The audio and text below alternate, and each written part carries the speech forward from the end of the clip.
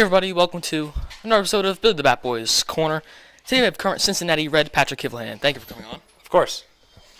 You went to Rutgers University and played football and baseball. Can you tell me a little about the transition from becoming a baseball player late in your career?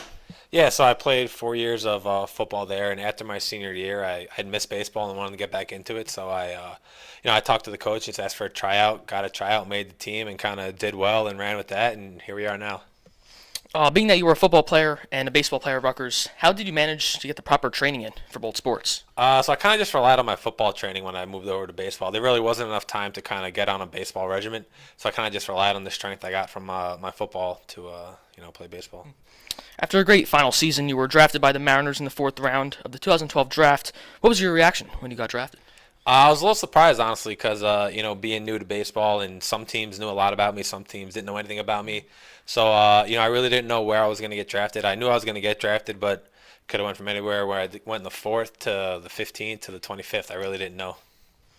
You were later traded to the Rangers and traded back and then claimed by the Padres. What was going through your head when all those transactions? It was a little humbling, to, be wanted but not wanted enough to where a team wanted to keep me, and it took a toll on me, but I kind of just took it for what it was and used it as motivation. The Padres finally promoted you to the majors in 2016. What was it like getting the call? It was awesome. I got the call at like 2 a.m. in the morning. Was on a flight at 6, and played that night, and it was just so quick. But it was one of those moments I'll remember forever. Your first major league hit was a home run off of Robbie Ray, the Diamondbacks. What was it feel like around the bases? I was floating around the bases. I don't really remember what it felt like, but it was definitely really cool.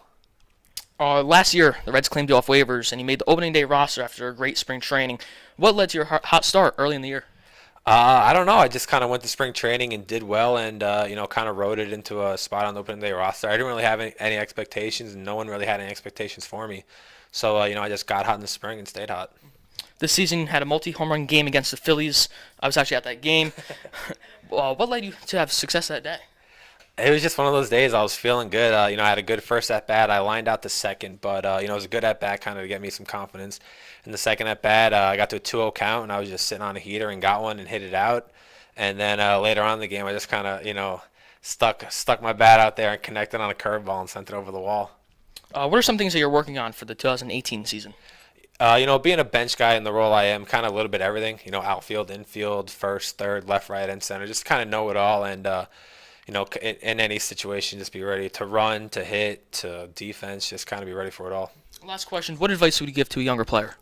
Just have fun and enjoy it. It's a fun game. A lot of ups and downs, but it's definitely rewarding and fun. All right, thank you. Yeah, of course, anytime.